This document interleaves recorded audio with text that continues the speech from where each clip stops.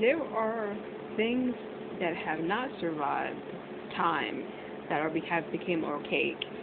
You know what I mean? Certain types of stores, like video stores. But I was just thinking about something. Copy shops. They still exist. Blockbusters doesn't exist anymore. You can't rent a video anymore. You know what I mean? There's no video stores you can rent from. But copy shops still exist where you can physically have copies done of your flyers, or you can get somebody to make a flyer for you. And that's something that is something that existed before, like the age of like the internet.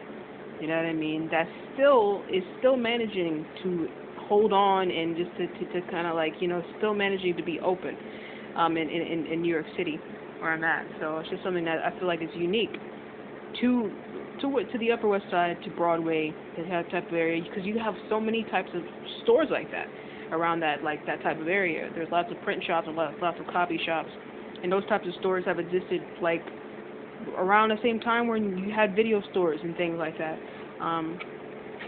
All that stuff still existed, pre-internet era and all of the technology era of like having laptops and people doing graphic design on their laptops for people, and just being able to send it to somebody. But before that, you had these print shops, you know what I mean, that had to do with them.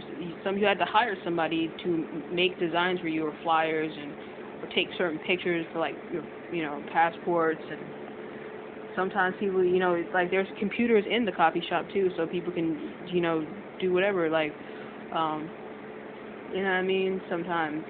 But it just represents a time when the internet also was not as accessible. There's computers in the copy shop, you know what I mean, because people didn't always have computers at home to do it themselves. It wasn't like people didn't have laptops or something like, or desktop computers, so they had to put a computer in the copy shop. You know what I mean? If you go to copy shops, there's usually computers, and there's like chairs, you know what I mean, for you to print out whatever and things like that. But that's kind of like an old school thing that people don't think about, being an old school type of thing, or kind of like you know what I mean? It's kind of an old school, or just kind of an archaic thing, or something that's kind of unique about New York, this particular area of New York City.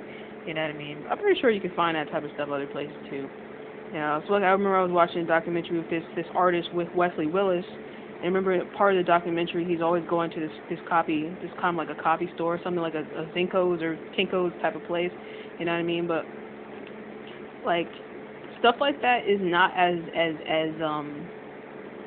relevant anymore and as widespread as it used to be, like in 90s and 80s and all that type of stuff like that. Those eras.